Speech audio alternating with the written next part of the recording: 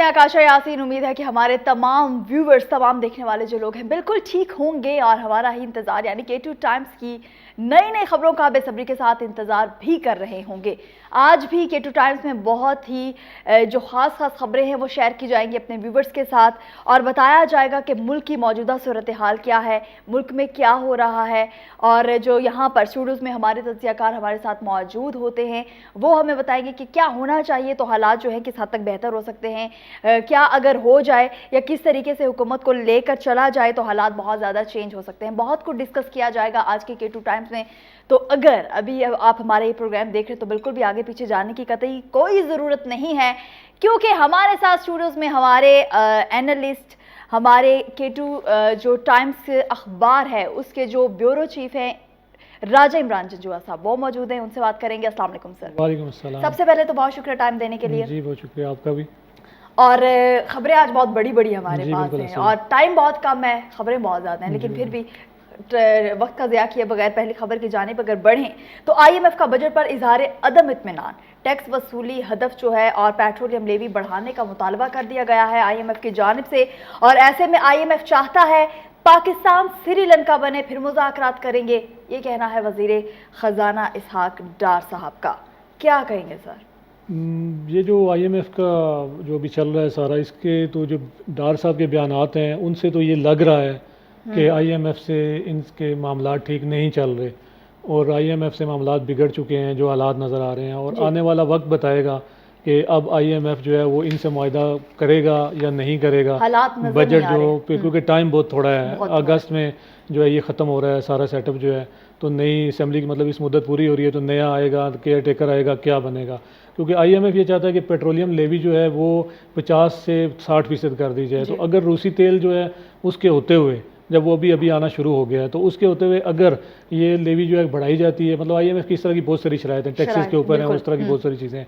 अगर ये लेवी बढ़ाई जाती है तो बढ़ाने के बाद ये होगा कि अगर वो रूसी तेल के साथ आवाम की चीखें निकलेंगी तो फिर वो अपना गुस्सा वोट के जरिए निकालेंगे। ये जो है जमात को, जो हुकूमती जमात हैं, PDM है, जमातें वो ये जानती हैं। इस वजह से IMF को वो इसकी कोई ऐसे किसी रिस्क फैक्टर में वो नहीं जाना चाहते अपनी सियासत को बचाने के लिए। लेकिन मुल्की मामलात के तहत ये है कि IMF ही चाहता है, क्योंकि बजट उन्होंने मुतवाज़न बनाने की कोशिश की थी, डार साहब ने बजट मुतवाज़न भी बनाया। इस हवाले से गुस्से में भी नजर आ रहे हैं, गुस्सा उनका अगर जो उनका वो इसलिए गुस्सा है, वो बरहक तो नहीं है, लेकिन वो हर एक सियासी जमात की कोशिश होती है कि वो अपने क्योंकि असेंबली ख़त्म हो रही है तो वो अपने इलेक्शन में जाने के लिए उनको वो चाहिए, इलेक्शन से एक्सटेंड भी तो होता है कि जो अवाम है उनको कोई ऐसा रिलीफ देते हैं। तो बजट में कोई खास कर रिलीफ तो नहीं था, लेकिन उन्होंने कोशिश की थी कोई टैक्सेस ना लगा के, ताकि अवाम उससे जो है ना चीखें ना निकलें और अवाम इनको बुरा भला ना कहें। लेकिन अब ये काम हो गया ख़राब, क्योंकि IMF ने जो इनको कहा था ये उस पर पूरा नहीं उतरे और अब पोजीशन जो है बिल्कुल इनके हाथ से निकलती जा रही है। और नाखुश वो इसलिए हैं कि जो वो चाहते थे इन्होंने वो अभी तक एक्सेप्ट नहीं किया। और अब जो हालात हमें जो ज़राए में बता रहे हैं कि IMF इनसे बात ही नहीं करना चाहता, क्योंकि अब ये जो केयर टेकर सेटअप आएगा, अगर वो मुआहदा करने में कामयाब हो जाते हैं, केयर टेकर सेटअप के साथ अगर मुआहदा हो जाता है, तो हमारे जो ज़राए हैं, जो हमें जो खबरें आ रही हैं, जो ज़ुबान ज़द आम बातें भी हैं कि केयर टेकर में अगर कोई निगरान वज़ीर आज़म ऐसा आ जाता है जो मईशत दान हो, वो मुमकिन है कि मईशत दान आ जाए। अगर कोई मईशत दान आ जाता है, केयर टेकर को ऐसा वो इनसे मुआहदा हो जाता है IMF का, तो फिर ये सियासी जमातें कहाँ खड़ी होंगी, ये बड़ी अहम बात है और ये देखना पड़ेगा। फिर इन सियासी जमातों को सोचना पड़ेगा। नई आने वाली हुकूमत पुरानी हुकूमत पे सारा मलबा डाल देती है। जी हाँ, लेकिन अगर केयर टेकर के साथ मुआहदा हो जाता है तो फिर क्या पता फिर वो इलेक्शन जो है फिर वो ख्वाब फिलहाल बन जाए कुछ अरसे के लिए, क्योंकि मईशत जब तक स्टेबल नहीं होगी, मुल्क की हालात इस वक्त बिल्कुल मुतामल नागुज़ीर तो हैं इलेक्शन, इसमें कोई शक नहीं है, क्योंकि इलेक्शन इस मुल्क की ज़रूरत बन चुके हैं। क्योंकि और IMF भी यही चाहता था कि वो नए के साथ मुज़ाकरात, अब जो लेटेस्ट न्यूज़ हैं वो यही है कि वो चाहते हैं कि नए सेटअप के साथ ही बात की जाए, नए सेटअप के साथ बात की जाए। जो मौजूदा हुकूमत है इनसे बात अभी फिलहाल ना ही की जाए। जो दूसरी खबर है आज की K2 टाइम्स की वो आपके साथ शेयर करते चलें। अगस्त में इलेक्शन कमीशन ने तारीख देकर इंतखाबात करवा देंगे, वफाक की हुकूमत का ऐसा कहना है। और अगस्त में जो आइनी मुद्दत है वो ख़त्म हो रही है। अब इस पे क्या, और इसके साथ ही एक और जो है इंतखाबात के हवाले से हमारे पास एक और ख़बर भी है। इंतखाबात वक्त पर होने चाहिए, इत्तेहादी हिम्मत पकड़ें, इलेक्शन की तैयारी करें, बिलावल भुट्टो ज़रदारी साहब ने कह दिया। जी बिलावल साहब तो आजकल जो कह देते हैं आपको पता है, वो भी बड़ी बात वो कह जाते हैं कभी कभी, लेकिन वो जो इन्होंने ये बात की सिर्फ बयान की हद तक नहीं, इन्होंने एक जलसे के अंदर ये कहा है और ये मतलब इन्होंने तकरीर में कहा है और इत्तेहादियों को कहा है इन्होंने कि हिम्मत करें और इलेक्शन करें। और ये खबर बेसिकली आज हमारे K2 टाइम्स के कायरीन को तो ये खबरें वो मिल रही हैं, नाजरीन के लिए बड़ी अहम बात है और ये बड़ी अहम खबर थी जिसको हमने आज के प्रोग्राम में शामिल किया है। वो ये था कि ये मैं ना मानू वाली मंतक एक जो है ना वो चल रही है कि एक जमात पीडीएम के अंदर कुछ कह रही है, दूसरी कुछ कह रही है। पीपल्स पार्टी जो है वो इस वक्त इलेक्शन में जाने के लिए तैयार है और वो पीपल्स पार्टी चाहती है कि वो इलेक्शन में जाए और इलेक्शन होने चाहिए, क्योंकि जो मेरे ख्याल से शतरंज जो ग्राउंड उन्होंने बनाया हुआ है उनको ये सूट कर रहा है इस वक्त। उनको लग रहा है कि उनको पीपल्स पार्टी की गवर्नमेंट उनको ये आएगी। सूट कर रहा है। लेकिन इसके साथ एक और खबर जो है वो भी ऐड कर लेते हैं, उसके बाद आपसे एनालिसिस लेंगे। इस पर इत्तेहादी हुकूमत का आम इंतखाबात के इनेकाद के लिए खत्म मुशावरत का फैसला, बजट सेशन और के बाद खत्म मुशावरत का अमल जो है वो शुरू हो जाएगा। उसी सिलसिले की ये भी उसी सिलसिले की एक कड़ी है कि इत्तेहादी जो है वो चाहते हैं कि अब मुशावरत इसके ऊपर हो रही है और मुशावरत के लिए जो ज़्यादा जोर दे रही है वही मैंने आपको बताया कि पीपल्स पार्टी ज़्यादा जोर दे रही है और वो ये चाहते हैं कि एक टाइम से जो है असेंबली को ख़त्म करके और इलेक्शन में जाया जाए और इलेक्शन होने चाहिए, क्योंकि जो ग्राउंड उन्होंने बनाया, जो उन्होंने अपनी एक बसात बनाई है उसके मुताबिक उनको ये सूट करती है सिचुएशन इस वक्त करंट सिचुएशन के अंदर। नून लीग को अभी फ़िलहाल बिल्कुल ये सिचुएशन पसंद नहीं है और वो इसमें नहीं जाना चाह रहे। वो भी चाहते हैं कि इलेक्शन थोड़ा सा डिले हो जाए, ज़्यादा नहीं लेकिन थोड़ा डिले हो जाए। लेकिन ये जो है बिलावल साहब ने इसमें एक और बात भी की है, आपने जो खबर पढ़ी है उसमें एक और बात भी उन्होंने की है कि जी बजट पढ़ के मैं बड़ा हैरान हुआ और इसमें सैलाब के लिए पैसे नहीं रखे गए। तो बिलावल भुट्टो जरदारी साहब, आप वज़ीर ख़ारजा हैं, इस गवर्नमेंट का आप हिस्सा हैं, इत्तेहादी हैं और ये बजट अब पेश हो चुका है। आपने पैसे लेने थे अगर नहीं रखे थे तो अब आप ये बात नहीं कर सकते क्योंकि आप इस हुकूमत के इत्तेहादी हैं और आप बजट हुकूमत ने पेश किया है, पीडीएम ने पेश किया है, सिर्फ नून लीग ने नहीं किया।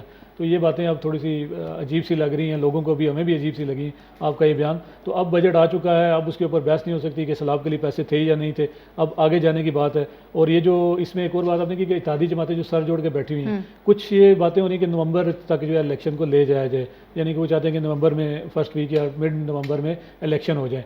लेकिन उससे पहले असेंबली ये चाहते हैं, मेरे को मुद्दत पूरी हो रही है 12 अगस्त या 13 अगस्त को, तो ये वहाँ उस वक्त खत्म हो जाए, उसके बाद केयर टेकर सेटअप आ जाना है। जो हालात जा रहे हैं, नून लीग चाह रही है कि इलेक्शन लंबा हो, पीपल्स पार्टी चाह रही है इलेक्शन हो, JUI का अभी तक कोई जो है ना इस इलेक्शन के हवाले से कोई चीज़ सामने नहीं आ रही।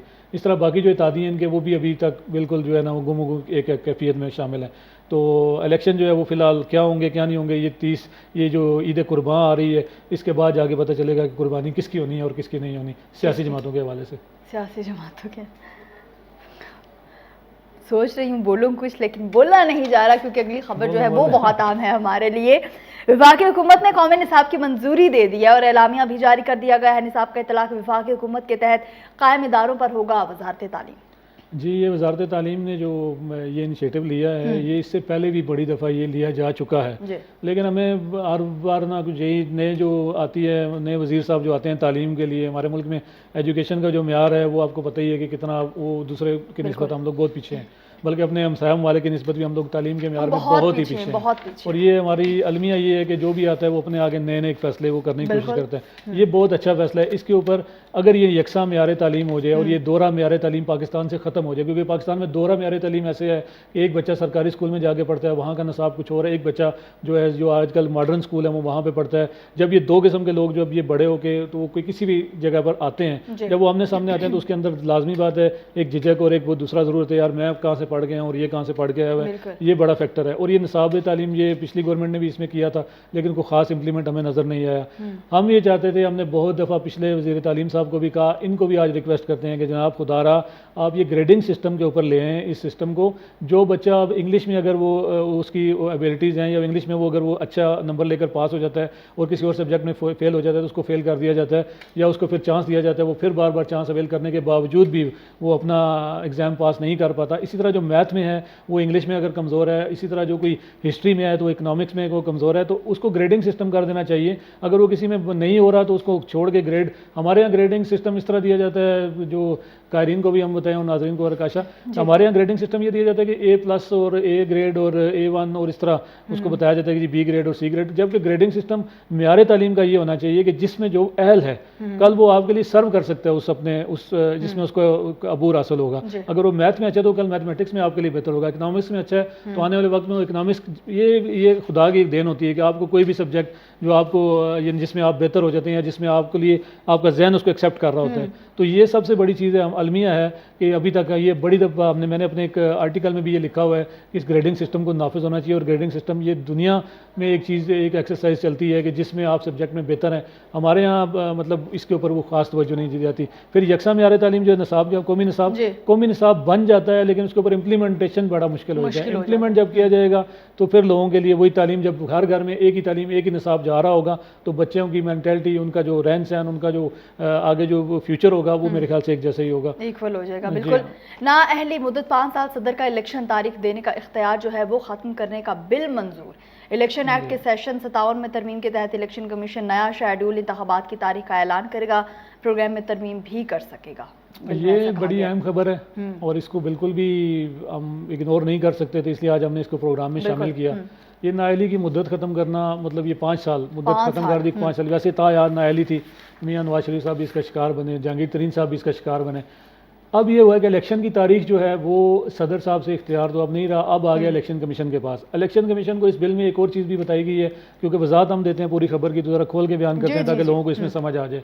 इसमें इलेक्शन कमीशन को तरमीम का भी इख्तियार दिया गया है, जो बड़ी अहम चीज़ है। तरमीम ये है कि वो इसको आगे पीछे भी कर सकते हैं, अगर कोई वो डेट दें, तारीख दें, तो उसमें वो तरमीम कर सकते हैं। और बहुत सारी इसमें जो उन्होंने कानूनी तौर पर भी वो इसको कर सकते हैं। इसमें सज़ा का जो तयन किया गया, जो 5 साल की नाअहली वाला, उसमें यह किया गया कि जो 62 आइन का आर्टिकल जो 62 है उसकी F1 जो उसमें जो सज़ा का तयन ना किया जाए, सज़ा का तयन ना हो, मुतय्यन ना हो सज़ा, तो फिर वो नाअहली की मुद्दत 5 साल होगी। 5 साल और ये मैं आपको बता दूं कि 28 जुलाई गलबन 28 जुलाई 2017 को मियां नवाज शरीफ साहब जो हैं वो नायल हुए थे, जब उनको जो है ना गवर्नमेंट उनसे ले ली गई और उनको ख़त्म नायल कर दिया गया। उसके बाद जो है नाअहली फिर जहांगीर तरीन साहब की भी नाअहली हो गई थी 15 दिसंबर में। फिर ये तकरीबन 14 या 13 या 14 अप्रैल को जो फैसला आया, जिसमें जो है 2018 को, जिसमें जो है ताहयात नाअहली का तफसीली फैसला आया था, जिसमें जो है 3 रुकनी बेंच ने वो फैसला दिया था, वो ताहयात नाअहली कर दी गई थी। अब ये जो नज़र आ रहा है, अगर उस पॉइंट को देखें तो इसमें इंटरेस्ट ये पड़ता है खबर के अंदर कि वो नाअहली की तकरीबन 5 साल वो दोनों के पूरे हो चुके हैं और दोनों जमातें आगे इलेक्शन में भी आ रही हैं। और जाहिर बात है मियाँ साहब का इलेक्शन में होना बड़ा ज़रूरी है, वरना इलेक्शन तो कोई फ़ायदा नहीं होगा उसका। तो ये चीज़ें जी शायद ये उसमें हम समझते हैं कि ये उसमें फ़ायदा दे जाए। अब इसमें कुछ लोग ये कह रहे हैं कि इमरान खान साहब के लिए बड़ी तलवार लटक रही थी, क्योंकि उन्होंने 21 जून को पेश होना है नैब में तोशा खाना केस में, तो अभी तक वो तो उनके लिए जो खतरा मंडला रहा है गिरफ्तारी का, वो तो मौजूद है। वो आज पकड़े जाएँ, कल पकड़े जाएँ, कुर्बानी से पहले कुर्बानी हो या कुर्बानी के बाद, होगी तो ज़रूर, क्योंकि इसमें दूसरी राय कोई नहीं है। मैं पिछले प्रोग्राम में भी आपको कह चुका हूँ।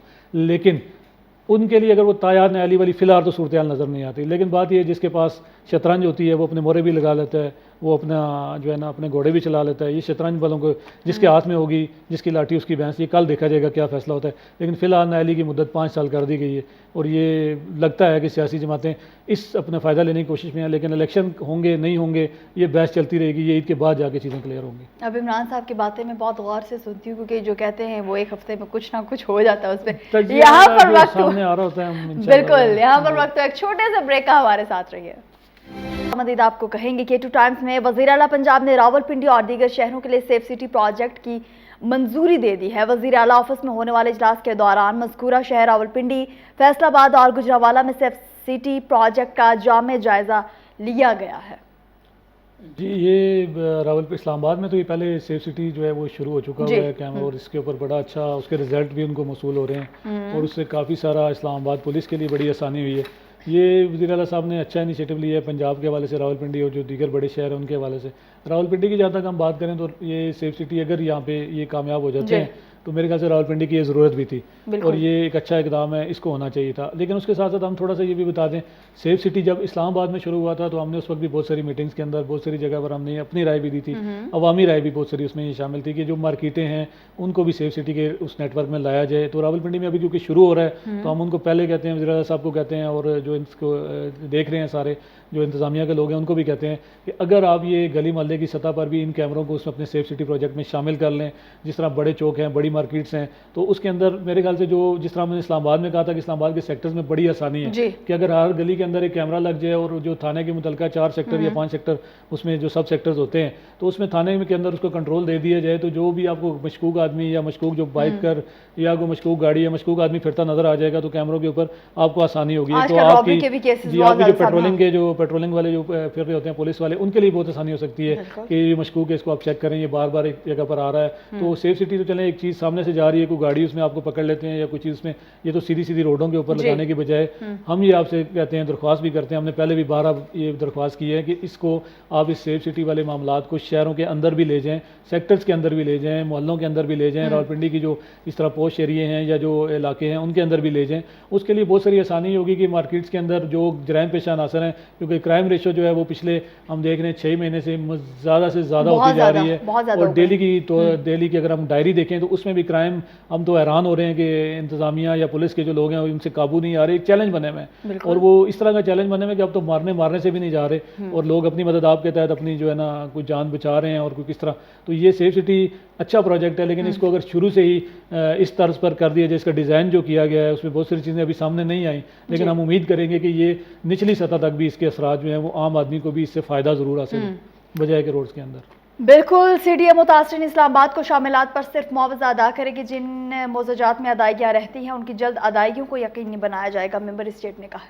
जी, ये नूरुल अमीन मेंगल साहब चेयरमैन CDA जो हैं वो बड़े इनिशिएटिव ले रहे हैं, बड़ा अहम काम कर रहे हैं आजकल। वो कब्ज़ा, पिछली बार हमने कहा कि उन्होंने शाह दिता और इस तरह बहुत सारे मौज़ूआत में E11 में और E12 में ख़ास तौर पे उन्होंने कब्ज़े जो हैं वो ज़मीन बागुज़ार करी, CDA के लिए एक अच्छा इक़दाम किया। लेकिन उसके साथ हम ये कहते हैं कि अभी जैसे उन्होंने कहा मुतासरीन को वो शामलात के उनको पेमेंट करेंगे। शामलात के अलावा चेयरमैन CDA साहब बहुत सारे मुतासरीन हैं जो CDA में अभी भी बेचारे रुलते हैं आके, उनका कोई पुरसाने हाल नहीं है। वो अपने आबाओ अजदाद की जो ज़मीनें उन्होंने छोड़ी थी इस कैपिटल की खूबसूरती के लिए, बहुत सारे गांव देहात के लोग हैं वो अभी भी CDA के अंदर उनको कोई फैसिलिटेशन, उनको कोई ऐसा जगह नहीं है, कोई फैसिलिटेट नहीं किया जाता सही तरह से, और वो बेचारे इसी तरह रुलते हैं। उन मुतासरीन के लिए आपके CDA के कुछ ऐसे अफसरान भी हैं जो हमारी रिपोर्ट्स हैं, जो हमारे पास खबरें हैं, उस हवाले से वो खुद भी अंदर माफिया बने हुए हैं और उनका अपना एक गठ जोड़ है और वो उन मुतासरीन से वो चीज़ें खुद ले लेते हैं अपने टाउटों के ज़रिए और फिर वो प्लाट वगैरह लेकर और अपनी अगर आपको इसमें अगर कोई हमारी ज़रूरत होगी तो हम आपको वो चीज़ें भी प्रोवाइड कर सकते हैं। हम ये सिर्फ ये बात नहीं कर रहे बल्कि उसके ऊपर हम आपको सबूत भी मुहैया कर सकते हैं कि आपके अंदर अफसरान इसमें शामिल हैं।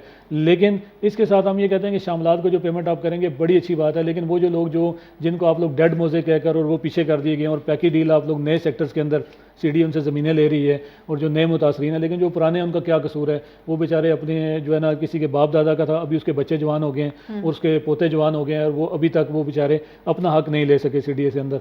हक लेने या ना देने की CDA के अंदर उनको मिल भी रहा है, बहुत सारे लोगों के मसाइल हल भी हुए हैं, लेकिन जहाँ तक बहुत सारे ऐसे लोग हैं जो बेचारे, औरतें हमने देखी हैं वहाँ पर जलील होती, बेचारी बहुत सारी बूढ़ी औरतें, हमारी माएँ बहनें वहाँ पर जलील हो रही होती हैं और उनके लिए अभी तक CDA वो जो डेड मोज़े हैं वो कहते हैं जी डेड मोज़ा है, अभी हम इसकी अलाटमेंट नहीं कर सकते। लेकिन बात यह है कि CDA ने उनसे ज़मीनें ली, उनके ऊपर घर बने हुए, आज लोग ऐशो आराइश की ज़िंदगी गुजार रहे हैं, तो उनका कोई कसूर नहीं है। खुदारा उनका भी नूरुल अमीन मेंगल साहब सोचिए, ये अपने अच्छा इक़दाम किया, उनको आप पेमेंट तो देंगे लेकिन उनको भी पेमेंट दें, उनको भी प्लाट्स दें, वो जो मुतासरीन जो है वो अभी तक इसका आपके CDA के अफसरान का शिकार हैं।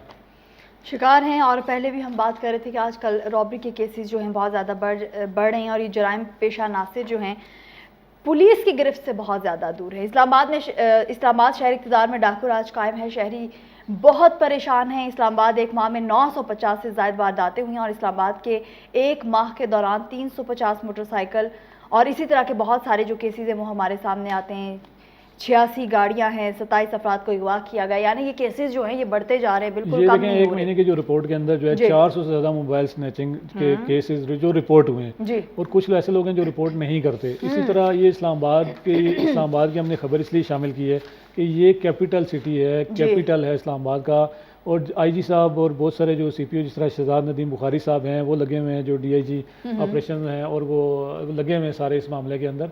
लेकिन हम ये कहते हैं जो SDPO या जो SHOs हजरात हैं वो भी अपने थानों के अंदर अपने, हम ये नहीं कहते कि वो कोशिश नहीं करते, वो जराइम पेशा अनासर के खिलाफ काम नहीं कर रहे, वो काम कर रहे हैं, लेकिन इसका अभी तक कोई ऐसा मैकेनिज्म नहीं बन रहा कि जो उनसे कंट्रोल नहीं हो रहा कि अभी ये जो क्योंकि नया जो सिस्टम एक शुरू हो गया है कि शहर के अंदर हम पिछले दिनों एक काम इसके साथ आप जो कर रहे हैं, इंतजामिया के लोग कर रहे हैं कि अफगानियों को उनका डाटा इकट्ठा किया जा रहा है, उनको बहुत सारे लोगों को अरेस्ट किया जा रहा है, वो उनके बहुत सारे लोगों के ऊपर अभी हमने देखा है कि उनके मुकदमात भी दर्ज किए गए हैं जो गैर कानूनी तौर पर पाकिस्तान में घुस गए थे या मुकीम थे। लेकिन उसके साथ साथ बहुत सारे वही लोग वारदातों में ज़्यादा भी थे, लेकिन उसके बावजूद क्राइम की रेशो, ये तो हम अगले महीने या उससे नेक्स्ट मंथ जो हम रिपोर्ट आएगी उसमें देखेंगे कि कितना अफगानियों के पकड़ने के बाद कितना कंट्रोल किया गया क्राइम के अंदर। अब क्राइम की रेशो ये है कि जो खास तौर पे जो इस्लामाबाद के जो सेक्टर हैं, जो मुतवस्त तबका है, जो मिडिल क्लास लोग रहते हैं, जिस तरह I9 I10 और इस तरह एक पोस्ट अब I8 बन गया है। इन सेक्टर्स के अंदर पिछले तकरीबन हम एक हफ्ते के अंदर से हमारे अपने यानी कि अपने जानने वाले जो लोग हैं उनके अंदर आप ये देखेंगे वारदातें इस हद तक ज़्यादा हैं कि उनसे मोबाइल छीन रहे हैं। हमारे एक साफ़ी हैं बल्कि I8 में, वो जब अपने अखबार के ऑफिस से निकले तो उनको भी रोड के ऊपर से उनसे मोबाइल छीनने की कोशिश की गई। उन्होंने हुलिया बताया और इसी तरह IGP रोड पर हमारे रिपोर्टर जा रहे थे, उन रिपोर्टर से भी इसी तरह का वाक़या पेश आया K2 टाइम्स के रिपोर्टर के साथ। यानी ये इस एक हफ्ते के अंदर हम आपको बता रहे हैं। और ये खबर हमने शामिल इसलिए की है कि IG साहब, दुरानी साहब, आप इसके ऊपर ज़रूर एक्शन लें कि ये जो इतने जो ओपनली जो अब बिल्कुल खुलकर सरेआम एक वारदात हो रही है, इस वारदात का ये खबरों की हद तक तो ठीक है, खबर आ जाती है, रिपोर्ट हो जाती है, मुकदमा दर्ज हो जाता है, लेकिन एक तो लोगों को रिकवरी कोई नहीं हो रही कि जो चीज़ अब अगर कोई मुजरिम पकड़े जाते हैं लोगों को रिकवरी की भी खबर आए कि पता चले उनको कुछ चीज़ें रिकवर हो गई हैं या लोगों को कुछ ना कुछ मिल रहा है। तो जब उनकी रिकवरी होगी, उनको कुछ चीज़ें मिलेंगी तो फिर हम कहेंगे कि पुलिस को जो है पुलिस किसी हद तक कामयाब होगी। अभी हम इसको यही समझेंगे कि अभी आपसे कंट्रोल नहीं हो रहा, ये चैलेंज बने और ये चैलेंज मौजूद है क्योंकि ये सरेआम हो रहा है। और अब तो लोगों को मारा मारी शुरू हो गई है, लोगों को सरेआम गोलियां मारी जा रही हैं। अगवा के 27 लोग जो हैं इस महीने में अगवा हो गए हैं। तो ये अगवा के पहले कराची के हालात हम सुनते थे और अभी शहरी इक़्तिदार में अब ये एक डर और खौफ की फिजा है। यानी कि आप मगरिब के बाद में आपको जो मैंने ये इलाके जो आपको बताए, आप यहाँ पर अकेले नहीं निकल सकते। अकेले से मुराद के पहले तो खवातीन के लिए लोग कहते थे अब मर्द भी अकेले हों तो बेचारे वो भी महफूज नहीं है। महफूज नहीं है, बिल्कुल भी। रावलपिंडी 11 मुकामात पर आर्जी मवेशी मंडियाँ कायम कर दी गई हैं और चोर भी सरगर्म है। चोर तो हर काम में आगे आगे, चोर तो सरगर्म है। हाँ, तो इस और इसके साथ एक और भी हमारे पास खबर है जो कि मवेशी चोरी की वारदात में मुलविस 3 मुल्जिमान को गिरफ्तार कर लिया गया और लाखों रुपए मालिक के चोरी शुदा 2 बैल बरामद हुए हैं SHO। और इसके साथ साथ भी क्योंकि चूँकि बड़ी ईद है और फिर बड़ी बड़ी खबरें K2 टाइम्स में शामिल हैं। इस्लामाबाद में मवेशी चोर गिरोह कारकुन जो है वो रंगे हाथों गिरफ्तार हो चुका है और मेट्रोपॉलिटन कॉरपोरेशन का ईद उल अज़हा के लिए मवेशी मंडियों की नीलामी का, ये आपने इतनी सारी खबरें इकट्ठी पढ़ दी हैं, अब इन सारों का हमने कंक्लूजन करना है इनका। ये खबरें इकट्ठी इसलिए थी कि इसमें हम ये बता रहे हैं कि मंडियां लग चुकी हैं, मंडियां सज चुकी हैं और उसके साथ चोर भी सरगर्म हो चुके हैं और चोरों का नेटवर्क भी भरपूर तरीके से अपना काम दिखा रहा है। इंतज़ामिया के जो लोग हैं, पुलिस, इस्लामाबाद पुलिस ने इस हवाले से उनकी छुट्टियां जो है मनसूख कर दी गई हैं और वो मंडियों को जो है सेफ बनाने के लिए और इसी चोरी को रोकथाम के लिए, लेकिन चोर अपना काम कर रहे हैं। अवामन नास से हम ये अपील करते हैं इस प्रोग्राम के ज़रिए कि इंतज़ामिया के साथ तामुन करें। मंडी के अंदर जो लोग हैं, जो इंतज़ामिया के लोग मौजूद हैं, आपकी सहूलत के लिए असिस्टेंट कमिश्नर जो हैं उनको ख़ास हदायत की गई हैं रावलपिंडी इस्लामाबाद के अंदर के वो मंडी के जो सिक्योरिटी के मामलात हैं जो और दूसरे मामलात उनको वो खुद देखेंगे। तो इंतज़ामिया को भी हम कहते हैं और उन मंडी के जो ठेकेदार हजरात हैं और जो लोग खरीदार जा रहे हैं आवाम को भी हम कहते हैं कि इंतज़ामिया के साथ तावन करें और जो पुलिस और जो वहाँ पर लोग मौजूद हैं उनके साथ भी तावन करें ताकि जो ऐसे माफिया, जो गिरोह हैं, जो चोर हैं, जो सरगर्म हैं, आप वहाँ से चीज़ लेकर निकलते हैं, आपकी रैकी हो रही है, ये सारी चीज़ें, तो आप इन चोरी चकारी से बच सकें। चोर तो एक्टिव हो जाते हैं, जारी बात है, उनके लिए तो एक आसानी जाती है, कैसा किसी का दुम्बा पकड़ा, किसी का बैल पकड़ा, आराम से बेच दिया, उनके तो मज़े हो जाते हैं। लेकिन एक बंदा जो और कुर्बानी वाला, मैं आपको बताऊँ, कुर्बानी वाले की तो कुर्बानी अल्लाह पाक ने कबूल करनी होती है। वो तो जिस नीयत से लेकर आता है उसकी तो कुर्बानी अल्लाह पाक ने कबूल कर लेनी, चाहे चोर ले जाए कोई भी ले जाए। लेकिन इसका मतलब ये नहीं कि आप चोर ले जाएं तो हम कहेंगे चोर क्यों ले जाएं, उसकी कुर्बानी होगी। तो हम ये इंतज़ामिया के अच्छे इंतज़ामिया ने इक़दाम किए हुए हैं। आगे मजीद आने वाले दिनों में देखेंगे जब कुर्बानी की वजह से जो इंतज़ामिया जो सहूलतें दे रही है वह मंडी के अंदर, उनके ऊपर भी डिस्कस करेंगे कि वो कितनी सहूलतें दे रही हैं, कितने अपने इस हद तक वो कामयाब हुए हैं, सिक्योरिटी कितनी दी गई। इसके अलावा आज आपने 2 बैल का जिक्र किया, चोरी हो गए और 2 बकरे और इस तरह चोरी हो गए। मजीद हम देखेंगे चोरी पे कंट्रोल हुआ नहीं हुआ, ये इंशाल्लाह अगले प्रोग्राम, क्योंकि जारी बात हो ईद के बिल्कुल करीब तरीन होगा, उसमें ये चीज़ें भी सामने आ जाएंगी। तो इस हवाले से अच्छा बात होती है। और ये दूसरी मंडियाँ मैं आपको बताऊँ, मंडियाँ जो लगी हैं अभी तक, जो पिंडी के अंदर जो बाटा चौक वाली जो मंडी है उसके इंतजाम सबसे अच्छे हैं। ये हम बरमला कहते हैं, इंतजामिया ने उसमें अच्छा काम किया हुआ है। मसरियाल वाली मंडी बिल्कुल सही नहीं है। इस तरह इस्लामाबाद के अंदर जो मंडी है I-15 वाली, पिछला हमने बताया था कि बाटा चौक वाली मंडी 8 करोड़ 60 लाख में उसका जो है वो नीलाम हो गई थी। इस तरह जो 15 वाली मंडी है वो 3 करोड़ में हुई है। तो 3 करोड़ वाली I-15 वाली मंडी वो तकरीबन साथ ही सेम है और वो उसके इंतजाम भी तकरीबन बेहतर हैं। लेकिन जो गुजर खान और जो रवात के दरमियान एक मंडी लगाई गई है, ठीक है, संगजानी पर भी एक मंडी लगी है। और ये आर्जी मंडियां हैं। आर्जी मंडियां इसको इसलिए कहा जाता है, कायरीन को तो हम नाजरीन को बता दें, कायरीन के हवाले से खबर है।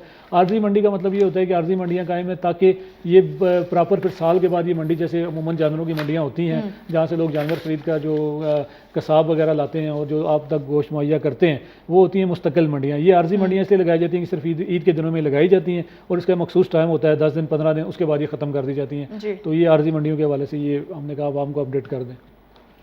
जी, बिल्कुल। अच्छा, हम पहले भी बात करते कि बहुत ज़्यादा इंतज़ामिया की तरफ से, तो इंतज़ामिया तो हमेशा यही कहती है हम तो, हमारा काम ही फ़ील्ड में होता है, हम फ़ील्ड में होते हैं, लेकिन जो हमारी आवाम है, जो लोग हैं, वो नहीं इस चीज़ को एडमिट करते। तो अभी जो जैसे बड़ी ईद करीब है और इस तरह के बहुत सारे केसेस जो हैं हमारे सामने आएँगे, तो ऐसे में क्या इंतज़ामिया को करना चाहिए कि आवाम को भी यकीन हो कि आया कि जो ऑफ़िसर्स हैं हमारे, ये फ़ील्ड में होते भी हैं? इंतज़ामिया के लिए देखें, उन्होंने असिस्टेंट कमिश्नर साहब जो हैं, जितने भी हज़रात हैं, जी। उनको एक ज़िम्मेदारी दे दी गई है हुँ। सिक्योरिटी के हवाले से भी और वहाँ पर काम करने के हवाले से भी। अवाम जो है वो, अवाम का ज़ाहिर बात है, जब वो मंडी के अंदर से जब वो चीज़ खरीदेंगे, मंडी के अंदर से जाएंगे, वो एक तो उनको वहाँ पे जो भी नर्क हैं, जो भी चीज़ें हैं, जी, वो जी। महंगाई तो आपको पता है हो, इस दफ़ा तो नो डाउट बहुत हमेशा ज़्यादा। की तरह हम ये कहते हैं और ये हमेशा ये बातें होती हैं कि महंगाई तो अपने अरूज पर होगी। लेकिन जो इंतज़ामिया के हवाले से, इंतज़ामिया ने, क्योंकि जो वहाँ पर जो सिक्योरिटी के इंतजाम किए, एक तो वो जेब कतरों से बचेंगे, जी, जी। क्योंकि मंडी के अंदर इस तरह के बहुत सारी चोरी चिकारी और इस तरह की वारदातें भी जानवरों के अलावा भी वारदातें हैं। तो मंडी के अंदर का एक सिक्योरिटी का जो माहौल उन्होंने किया हुआ है, एक गेट बनाया हुआ है, मंडी का एक रास्ता है, रास्ते के अंदर से आप जाते हैं, आप चीज़ खरीदते हैं, आप यानी कि इंतज़ामिया के लिए भी आसानी होती है। जब आप बाहर खड़े के भाव तो शुरू कर देते हैं, जो मंडी के बाहर लोग होते हैं, तो वहाँ पे एक रश की सूरत हाल बनती है। इंतज़ामिया के लिए वो बायस थोड़ी सी तकलीफ दे होती है कि इंतज़ामिया अंदर सिक्योरिटी प्रोवाइड करेंगे, और बाहर से अगर कोई वारदात होती है तो फिर वो भी मंडी के खाते में ही चली जाती है। तो इसलिए लोगों से भी हम कहते हैं कि वो जब कोई चीज़ खरीदने जाएँ, तो वो बजाय बाहर खड़े होने के, जो मंडी के अंदर जो असल में जो जहाँ पे हुकूमत उनके लिए सहूलतें भी दे रही होती है, वो वहाँ पर जाएँ, ताकि उनके लिए भी आसानी हो और हुकूमत के लिए, जो इंतज़ामिया के लोग हैं, उनके लिए भी आसानी हो। और अवाम भी कुछ तहफ़्फ़ुज़ जो है वो महसूस करें, क्योंकि जो तहफ़्फ़ुज़ फ़राहम करने वाले इदारे हैं, ये जब हम पूरा डिपेंड करते हैं अपने ऐसे इदारों पर, लेकिन जब उनकी जानिब से बिल्कुल भी कोऑपरेट नहीं किया जाता, तो तब वहाँ पे अवाम वही कि अब जाएँ तो जाएँ कहाँ? खुद से अपने मसाइल हल हो नहीं सकते। तो ये था आज का K2 टाइम्स प्रोग्राम। इसी के साथ ही अपने मेज़बान आकाशा, यासीन और राजा इमरान जंजुआ साहब को दीजिए इजाज़त। खुदा हाफ़िज़।